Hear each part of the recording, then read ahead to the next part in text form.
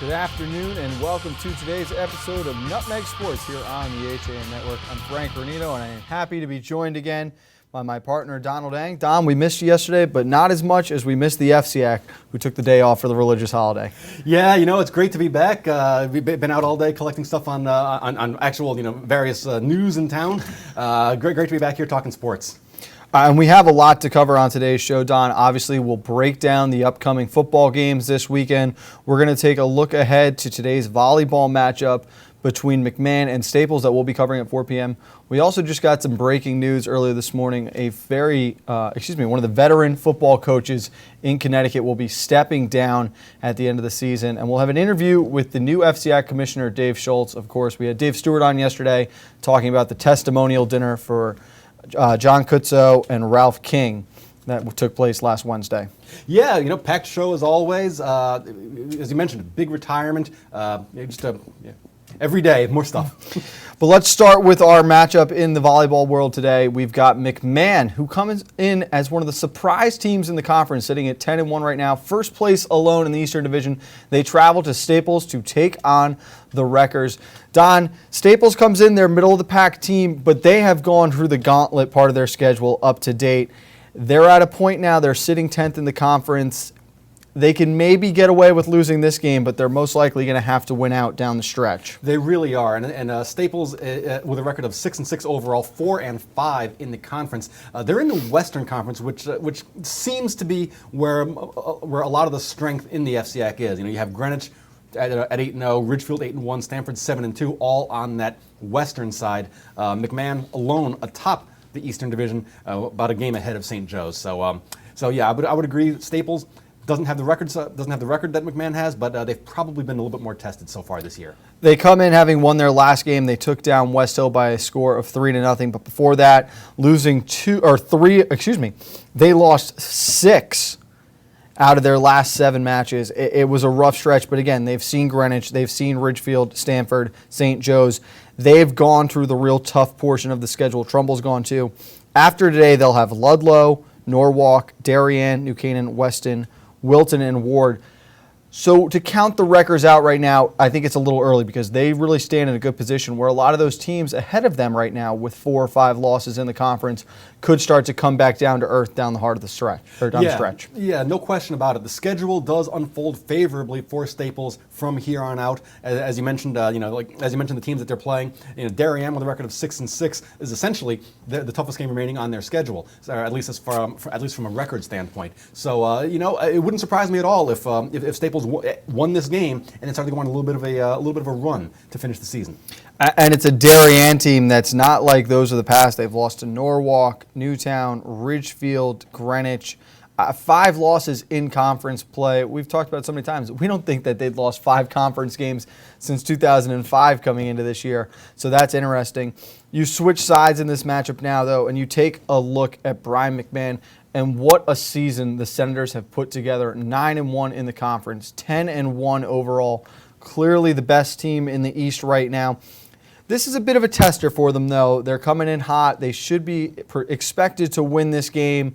This is a Staples team that's kind of backed into a corner. How do the Senators stay focused and continue on this one-loss path? Well, I think for a team like McMahon, you get off to a hot start and then you kind of keep going. And I think the farther into the season that you go and you continue on this roll of success, the more it becomes the more the kids start to believe it, and then they play up to the level that their record would indicate. I don't know if that makes sense. We're not surprised anymore by McMahon. We were surprised early in the season. Now we're not. Now we're expecting them to win. I think they are too. And they have to be very careful not to get caught looking ahead because they go back-to-back now. They'll play against St. Joe's tomorrow. St. Joe's is only a game behind the Senators right now in the conference standings. They're 8-4 on the year, but 7-2 to McMahon's 7-1. So they've got to be cautious of that. Can't get caught staring ahead at St. Joe's. But they'll have Danbury, Norwalk, Ward, Wilton, Trumbull, and Greenwich at the end of the year. So the Senators have played some good teams. They've won some big games, but they have got the gauntlet of the schedule really waiting at the end there. And if you compare them to the top of the conference right now, They're in third, losing the tiebreaker for second because they've already lost to Ridgefield.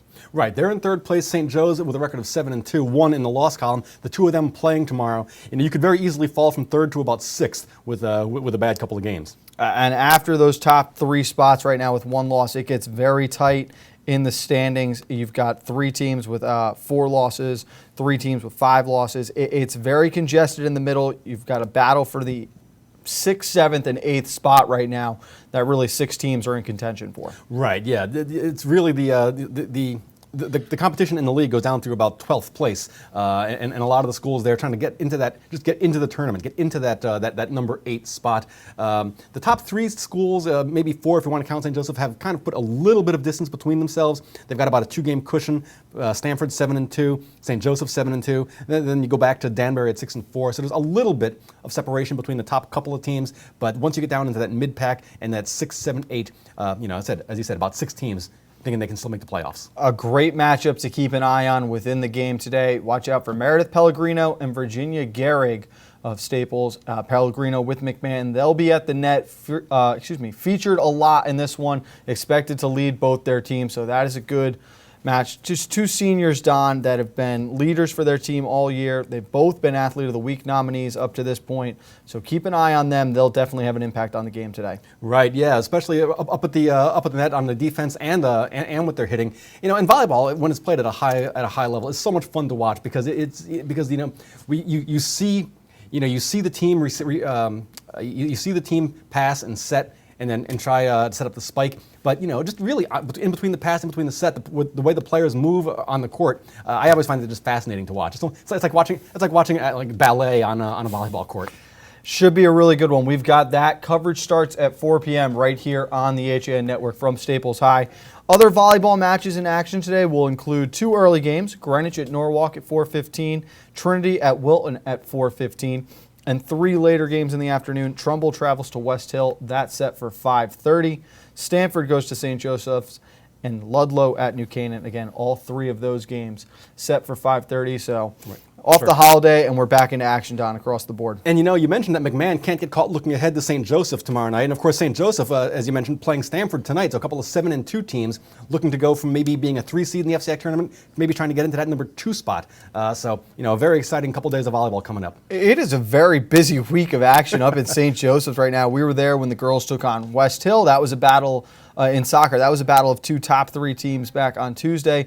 Now the girls soccer team's got to get it together. They've got Ridgefield for first place on the line there tomorrow. We've got football on Saturday against Wilton, 2 3-1 teams, and the volleyball team battling the top of the conference. So the cadets under heavy fire this week. Yeah, you had mentioned it was Separation Saturday. It's almost like Separation Week, actually, because the cadets find themselves in the middle of all these close races in 4 different sports as the seasons continue. Should be a lot of fun, though. Again, 4 o'clock today on the HAN Network. Let's take a break here on Nutmeg Sports right now. When Don and I get back, we'll look more into the retirement of one of the veteran football coaches here in Connecticut, as well as an interview with the new FCIAC Commissioner, Dave Schultz, who joined us on FCIAC Tailgate not too long ago, right here on the HAN Network. 1, 2, 3, Abby! I want to find out how good I am. Yes, sir! If you relax, you get blown out. Let's get it done! Let's get it done! What can you take advantage of right now? Again, come on. I can push myself way beyond what you think. Pressure technique. Bring it back.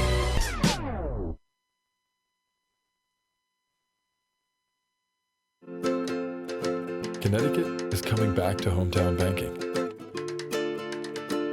To a partner that makes small businesses feel big. Where community comes first. Where high-tech tools go hand in hand with a human touch. Where you get the know-how only neighbors can deliver. Where saving time is important too. It's time to expect more. It's time to bank well. Bank smart. Bank local. Bank well. Have a sports injury or a slip and fall that needs immediate care? Coastal Ortho Express Urgent Care gives you direct access to an orthopedic specialist fast, without an appointment. Biking, golf, tennis, soccer, whatever the sports injury is, sprain or fracture, Coastal Ortho Express can help. Coastal Ortho Express Urgent Care, open Monday through Saturday, now in 2 locations. the iPark building at 761 Main Avenue in Norwalk, and 36 Old Kings Highway South in Darien. Or go to coastalorthoexpress.com, like them on Facebook. At Mex on Main, Trumbull's very own Mexican grill, we're all about fresh, fast, and friendly service. Our Main Street restaurant offers the best in traditional and non-traditional Mexican dishes, with only the best ingredients, never frozen. From authentic burritos, fajitas, quesadillas, and salads, we have something on the menu for everyone in the family. And enjoy our open salsa bar, giving you more ways to customize your meal. Stop in for lunch or dinner at 6528 Main Street, Trumbull, or find out more at mexonmain.com.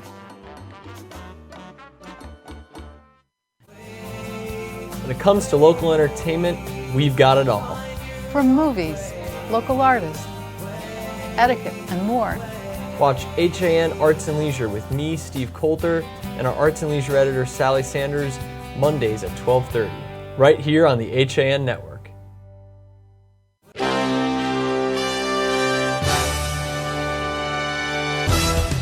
Give your day a jumpstart with the latest news, sports, weather, and more on Coffee Break, live on the HAN Network, weekdays at 11 a.m. Connecticut news doesn't get any more local than on Coffee Break. Visit 5 significant houses designed by Philip Johnson in New Canaan, Connecticut on an exclusive one-day study tour on October 22nd. The tour will visit the Hodgson House, the Alice Ball House, Wiley Speculative House, and Boisana's House, culminating with an evening tour of the Glass House property and festive reception. Tickets include tours of each house, shuttle transportation, and refreshments throughout. Visit theglasshouse.org and click on What's On to get your tickets and more information. Visit. Welcome back to Nutmeg Sports here on the HAN Network. We shift over to football now. Daniel Hand coach Steve Filippone confirmed on Thursday with the Game Time CT that he will be stepping down at the end of this season. This is Filippone's 27th season since taking over in 1989 for Daniel Hand. He's only the second coach in the program's history. Up to date, he's compiled a record of 222, 78, and 5, and has 7 state championships under his belt. Filippone ranked 10th all-time in state history for career victories entering the season. Don, I had the privilege to actually play against Coach Filippone in one of the state championships games that he lost, fortunate for us. But I've worked with Coach in the offseason, seen him on the sidelines. He's a class act. He was unbelievable to this Daniel Hand program that was only started in 1971 from scratch and has done so much to continue to grow it and build it moving through his years. And that's kind of a remarkable statistic when you think about it. Larry Ciotti started the Tigers program in 1971. He, in 18 years, won 4 state championships. Then Filippone takes over, and the program gets better. I mean, that's kind of a remarkable thing to do. Yeah, and as you mentioned, in 222 wins, 78 losses in 26 years, and then in a bit of this year. Just a remarkable achievement, and you just kind of wonder if you always kind of wonder, can a program survive after a coach survive, and can a program continue its excellence after a legendary coach retires? They've already done it once. Now we're gonna get a chance to see if they can continue with the level of play that we expect from Hand.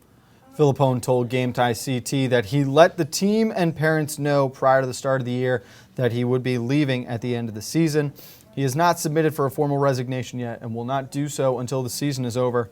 Hand is 1-4 on the year. They're entering a bye week now. Filippone made it very clear, though, he didn't want anyone to believe this was happening because they were having a down season. It was his plan all along, telling the seniors that it would be their last year and his last year as well. Don, Hand has come back down to earth a little bit in the past few seasons. They've been struggling to rebuild the team that we knew in those late 2000s, early 2010 seasons. How does this affect the program? Are they able to find that next coach now, do you think, who can bring them back to that glory they've known? Well, they're going to get a chance because, Hand, obviously, one of the more desirable football coaching jobs if you're a high school football coach in Connecticut. And I've always thought that the conventional wisdom is that when you have a change at the top, sometimes you get a bit of an uptick in the numbers participating in the program if a new coach can kind of generate a little bit of enthusiasm.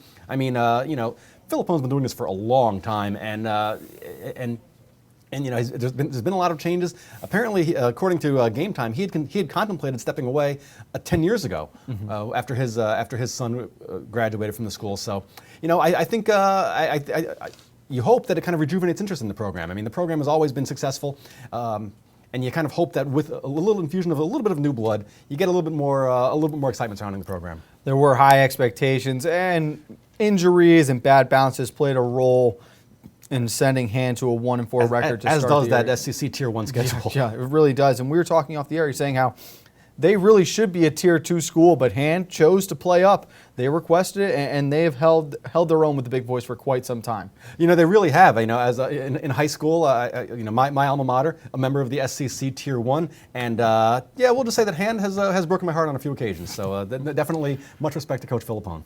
Well, congratulations to Coach Philippone, regardless, on a tremendous career. We wish him the best of luck and the Hand Tigers throughout the rest of the season. Hopefully we'll get Coach Philippone on here before the end of the season and get his thoughts one last time. Let's shift gears now, though, Don.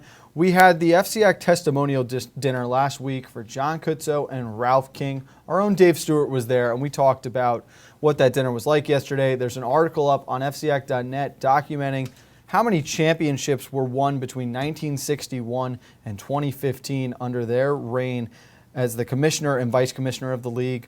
We had our first opportunity back on September 30th on FCAC Tailgate to be joined by the new FCAC commissioner, Dave Schultz, to hear how the job has been going for him at the start of this season. Let's take a look at what Dave had to say. Network, we are very excited to be joined now by Dave Schultz, the new commissioner of the FCAC. Dave, thank you for coming on with us today. You started on July 1st. What's the start of the job been like for you? It's been very exciting, and the fortunate thing for me is having John and Ralph still around to mentor me and get me through all the starts up for the fall season and as we go. I also was on the board of directors for about 15 years, so I had a good background, but they're there. I have an excellent board of directors under me, so they're there for whatever I need. So it's been going pretty well so far. We've had a really exciting start to the fall season. There have been a lot of surprise teams throughout the different sports. Where are we at with the fall season now, about the quarter mark through the season? Yeah, we're coming up on the halfway point. It goes by so quick. And we're gearing up for the cross-country championship in about 2.5 weeks. And then we get into our playoffs a week and a half after that with our quarterfinals for field hockey, soccer, and volleyball. And then, unfortunately, we don't have a football championship game this year, but we'll have all our other playoffs ready to go. All right. Now, Dave, you mentioned John Kutzo and Ralph King, both of them together, over 50 years administrative service, leading the FCAC. There's a special event for them next Wednesday. Tell us about that. Yeah, we're having a testimonial dinner for them. So well deserved. They are the heart and the soul of the FCAC. John talks to me every day. He calls me every day because he still cares so much about it. He wants to know how things are going. They're both on our advisory board now, so they come to our meetings. We're going to have a dinner for them at the Norwalk Inn this coming Wednesday, the 5th at 6 o'clock. Their ticket information, if everyone would like to go, is available on the FCAC website. They can go right there and see about it. And we're excited to have it. We're going to have some speakers from their families, and it's just an honor, two incredible guys. And what is it like for you to have that kind of institutional knowledge backing you up? Oh, it's so, I'm very fortunate. The history is all there, and any question I need, they're there to answer. I'm very fortunate. Now, we should mention you've been a big part of the Ludlow community and the concession stand that we're very close to. We heard that you were a big part of that. Tell us about it. Well, yeah, I did. I was retired this June as the AD for the last 12 years of Ludlow, and we actually opened up when we split from Fairfield High back into Ward and Ludlow. So when we got here, there was no concession. They didn't have one in the building budget. So I fundraised for it. I got the building committee to give me some money. I had a lot of friends in town because I grew up here and been here my whole life. That helped me build it, and we painted it. And my concessionaire, A.J. Roberti, is top shelf. He does a lot of local concessions for Pop Warner and youth baseball, and he just does an incredible job with that. And I was very fortunate to have him here for my years, and it is good food there. Yeah, I mean, and AJ also the wrestling coach, right? Yes, in the winter when the concessions calm down, he does wrestling for us. It's amazing. That kind of speaks to the community spirit here at Ludlow and in the whole FCAC that everyone gets so involved. Would you agree? It is true. It is. That's the way this league is, and it's great people in every town, and I enjoying every minute of it. I get to now kind of pick what game I want to go to, on a night or on a weekend, and it's just what I want to do. I'm very fortunate. Thank you. Now, Dave, due to conflict of interest, we won't ask you to pick tonight's game. But if there was something you were looking forward to in this football game tonight, what do you think that would be? Well, I think it should be a competitive game. I think both teams are young, and it's hard to compete in the FCAC with your New Canaans and your Darayen's and Greenwiches. And both of these teams work hard. And last year was a great game up at Wilton on a Saturday afternoon, and the rematch here hopefully will be just as exciting. Well, we were really excited to see that this was the game our fans chose. Dave, thank you so much for coming on. We look forward to working with you for the rest of this year. Congratulations again, and we'll see you soon. Thank you. Our thanks again to Dave Schultz for joining us on FCAC Tailgate. He's been so helpful in our broadcast season up to date. We look forward to working with Dave throughout the rest of the 2016-2017 fall, winter, and spring schedule. Let's take one more break here on Nutmeg Sports, but when Don and I get back, we're going to take a look at the 9 FCAC football games this weekend and who will be winning those matches.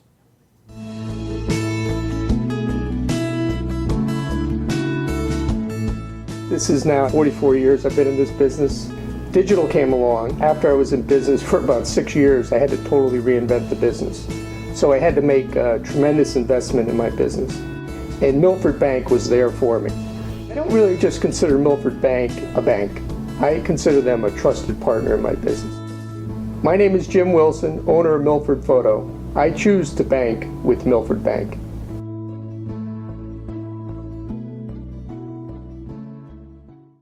Walter Stewart's Market in New Canaan is your time-saving local shopping destination for the best of spring. Find many of your favorite products, from great specials on everyday items to the freshest organic produce, artisanal cheeses, and grass-fed steaks. Drop off your knives to be sharpened, grab a beautiful bouquet of spring flowers, and stop in next door for a wine tasting. Plus, their personable staff is always ready to lend a helping hand. So stop in to Walter Stewart's Market, 229 Elm Street today, or shop online at stewartsmarket.com.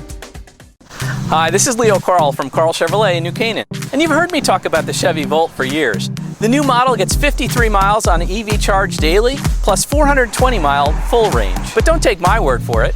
You need to come in and test drive the Volt yourself. Visit us at 261 Elm Street in New Canaan or online at carldirect.com. I'm John Kovach. I'm a newspaper editor. I'm a high school football coach. I'm a television presenter, and I want you to love fishing as much as I do. Tune in to Yankee Fisherman, Thursdays at 1 on the HAN network. It's like going to the tackle shop without leaving your office. If you're watching this broadcast, you're not alone. The HAN network is available for 200,000 Connecticut cable customers on the Frontier network. And we've also reached 1.7 million viewers on our free live streaming sports, news, and entertainment broadcasts. To reach our rapidly growing audience, contact Advertising Director Jessica Murrin at 203-273-7312 or email jessica@han.network. At InSports Trumbull, the game is always on inside. Recently renovated and home to one of Connecticut's largest indoor turf fields, InSports is a multi-sport recreation center providing state-of-the-art facilities for league play, camps, and youth programs. Players have access to soccer, lacrosse, football, baseball and softball, field hockey, rugby, basketball, volleyball, and social game facilities. InSports has also launched an early childhood development program, a daycare and pre-K program all rolled into one. Don't miss out on the fun. Find out more at insportscenters.com or call 203-268-1214. Like and follow us on Facebook. Welcome back to Nutmeg Sports here on the HAN Network. Frank Granito and Donald Eng in the studio today, Thursday, October 13th. We're going to take a look at the FCAC's football schedule for the weekend, and it starts out tonight on Thursday. The Norwalk Bears at 2-2 will travel to Bridgeport to take on the Central Hilltoppers, who come in 0-3. Don, Norwalk's coming off two rough losses, 43-0 before the bye week against Ridgefield. I think we expect them to bounce back against Central, though. I would definitely expect them to bounce back against Central, but I think this game is actually, this is a very competitive game. And Central lost 49-28 at Greenwich last time out. I think the Hilltoppers are kind of trending upward, which seems strange to say about a team that's 0-3, but I do think this game is, pretty close. And it was a Central team that kept it close in the first half against Greenwich, which I thought a lot of people were surprised by. Eventually, Kevin Iobi ran for 4 touchdowns. That was what separated it. I think Norwalk is a safe pick traveling up to Bridgeport, but again, like you said, closer than most would expect. Absolutely. The Hilltoppers, we've kind of known throughout the season that that Central was pointing toward next year or maybe the year after that. A lot of young talent in the program. So the young talent now gets a chance to play. I look for them to improve from week to week, maybe break through for a win here and there. Probably not Thursday, but I do think that we will hear from Central before the season's over. Let's move to Friday now. The first game on the docket, we've got Fairfield Ward, who leaves the FCIAC. They're going to take on Harding. Ward comes in 0-4. They played Staples before the bye week, lost 35-6. They still are without Azarian out with that injury. Harding comes in 4-0, won 62-14 against Platt Tech. They're already 1-0 against the FCIAC. They've put up 40-plus points their last 3 games. This is a Harding team that's back in the groove we saw them in last year, and they are rolling right now. Yeah, and Harding has, when you watch when you watch them play, when you watch even from the highlights, they have athletes and team speed all over the field. They're explosive offensively, and now they're actually playing physical defense, holding Danbury to 7 points in a win. In fact, Harding rolled off 46 straight points because Danbury scored first in that game. So This is pointing toward a Harding win. You never know, but it looks like it's all indications are this is a Harding win. It's at Harding too, up in Bridgeport there, and it's crazy to think this is a Ward team many people expected to possibly be in the mix, knock off a couple of those FCIAC teams, even considered a dark horse. 0-4 now, and still looking for that first win, Don. Yeah, and there's been some injuries, but that's kind of just sort of part of football. It's just that they've had a tough start to the season, and sometimes these things just sort of steamroll. They just kind of, it starts going the wrong direction, then it just sort of keeps going that direction. We've also got on Friday night one of 3 matchups featuring 2 teams at 3-1. It's Staples at Stanford. The Wreckers come in off that disappointing loss while everyone else was on the bye week, 33-14 up at NFA. They were the only team that played last week. As we said, they allowed over 300 yards rushing, which might be a benefit to the 3-1 Black Knights, whose most recent game, they won 20-18 over McMahon. This could be a huge game for Tyreek Evans to have a breakout opportunity. It really could be, because Staples looked very vulnerable against the run against NFA, which was really a surprise. I think most people going into the week thought that Staples would win that game comfortably. It didn't happen, as you mentioned. NFA 300 yards rushing, and now they go up against the Stanford team with a very potent rushing attack. They've got a couple of capable runners there. In the end, though, I think Staples has enough. They're not going to lose 2 in a row. And they keep themselves in contention to be a high seed potentially in the state playoffs if they can find a way to knock off Darien at the end. I just don't think that Staples is going to lose 2 in a row. But credit Stanford, they've done everything right up to this point. They really have. Coming in at 3-1. They're a program that I think could be rising. So that's good to see. Their only loss was to Darien, which brings us to Saturday. And let's start with that Darien game. They will host Bryan McMahon. McMahon 0-4, Darien 4-0. There will be no Rob Trafone in this game, Don. Does that make enough of a difference for the Senators to get their first win? No. No, it doesn't. I think Darien just is clearly, I think, at this point, the class of the FCIAC. I just don't see it. I kind of think that it kind of becomes with the support he's gotten from the captains and everything, I kind of think this becomes a win-1 for Coach Trafone game, and I think McMahon's in a tough spot. That win would stretch the winning streak to 17, dating back to last season. The other undefeated team in the FCIAC, New Canaan, will play their homecoming game, hosting the Danbury Hatters. They've also got an 0-4 record here. They most recently lost to St. Joe's 21-0. St. Joe's had a lot of success in the passing game, and that was on a wet and windy night.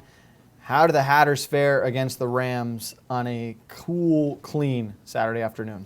Really Danbury's best shot is just to try and control the ball and just keep it away from that New Canaan offense, which put up 35 points against West Hill last time out. Pass rush maybe on a freshman quarterback, but it's not like no one else has tried that, and New Canaan just keeps rolling. One of the more interesting matches in the conference this week features 2 teams stuck at the bottom of the standings right now. Fairfield Ludlow travels to West Hill. Ludlow comes in 0-4. We saw them in their last game as they struggled against the Wilton Warriors. West Hill comes in 1-3. They most recently lost to the New Canaan Rams 35-7. I think that the original arrow is going to point towards West Hill. They've played well at times this season, But I think this is a game that Ludlow could potentially steal, Don, and I actually like the Falcons in this one. You know, I do think Ludlow has the potential to win this game. You know, it's a couple of teams with a combined record of 1-7, both of them coming off losses. West Hill 35-7 to New Canaan. I tend to go the other way. I think this is West Hill's game. It's at West Hill. I think they're just a little bit more physical ability on the West Hill side. A Ludlow win wouldn't surprise me, though. Certainly not. That one was very close last year. Keep an eye on that, as I will take the Falcons. I really do think they get their first win this weekend. Now we look at three of the most interesting matchups, in my opinion, this weekend. You've got Ridgefield, 3-1, going to 1-3 Trinity Catholic. Trinity, as we've discussed this year, could possibly run the table and find a way to sneak into those playoffs with 3 losses, but it has to start right now. And this is a tough Ridgefield team that could possibly have Drew Fowler back, but I think Greg Gatto will get the start one more time. It is a tough Ridgefield team, and if you remember last year, you know, Ridgefield was playing as well as anyone in the FCAC, and the thought was, boy, if they could just have gotten in. And so in a sense, it was that Trinity game that kept them out.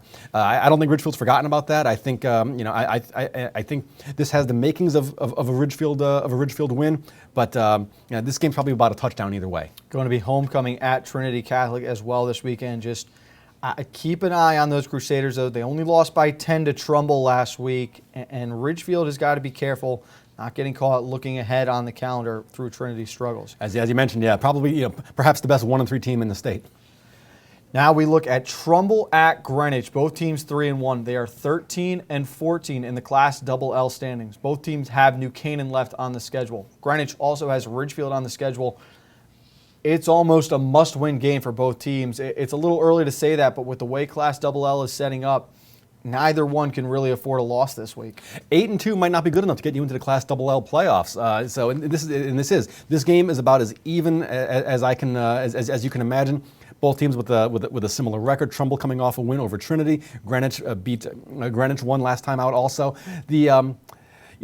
Trumbull's schedule is a little bit more manageable, I think, than Greenwich's down the stretch. But a second loss would probably have both these schools on the outside looking in, at least with the second half of the season looming. That'll be really tough, and I believe Trumbull's on that 3-game winning streak now. They were a bad half of football, if that, maybe even a bad quarter away from sitting at 4-0 right now. But in my opinion, they're playing the best football in the conference out of every team. Yeah, it's hard to disagree. The winner of this game also, as you mentioned, they're sitting 10th or 12th and 13th in the Class Double-L standings. Because it's a matchup of 3-1 teams, the winner of this game will get a significant playoff points haul coming out of it. And that brings us to the game of the week. We will be live at St. Joe's. FCAC tailgate will start at 12:15. We're going to have kickoff at 2 o'clock on Saturday when the Wilton Warriors, 3-1, take on the St. Joe's Cadets at 3-1. Wilton won 34-7 against Ludlow back on September 30th before the bye week. St. Joe's shut out Danbury 21-0. Don, let's start with the Warriors. They've got that 3-headed attack in the run game. Right, and they just they just really embrace the grind. They just move the ball down the field behind a big line. It's that 3-headed rushing attack you mentioned. They just want to out physical you, wear you down. They've got the defending athlete of the week in Matt DeLisa at quarterback. The running back, Will Litton, and Harvey Alexander, they have been very effective, and they're going against essentially the opposite in an offense. And the big question right now is there anyone in the state that can contain Corey Babineau and Jared Malazzi? Babineau has completed 68 passes this season. 40 of them have already gone to Malazzi. He's broken 3 single-season school records to date. He's had 4 receiving touchdowns in 2 games. These two are clicking as well as anyone else in the state. They are on a roll right now. How does the passing attack match up against the ground and pound attack of the Warriors? Well, as you know, philosophically, I just like a quick strike offense better than I do one that has to grind it out. Simply because when you have to maneuver the ball down the field, 6-7 yards at a time, it just gives the defense more chances to stop you, or for there to be a penalty or a fumble or something, versus being able to score in 2 or 3 plays as you move the ball through the air.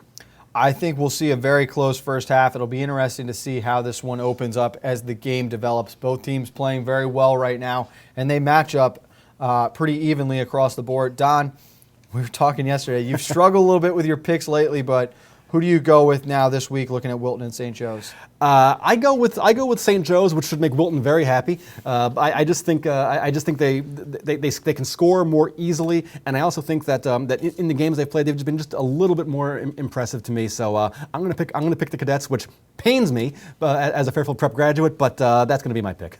Well, Don, it was a fun week as always. We'll see you again on Monday. You're going to cover me on Coffee Break tomorrow morning. I do appreciate that. We have got volleyball action here on the HAN Network at 4:15 this afternoon. McMahon and Staples. And then, of course, on Saturday, FCAC tailgate at 12:15. Kickoff from St. Joe's between the Warriors and Cadets at 2 o'clock. For Donald Eng, I'm Frank Granito. That's going to be it for Nutmeg Sports. We'll see you next week right here on the HAN Network.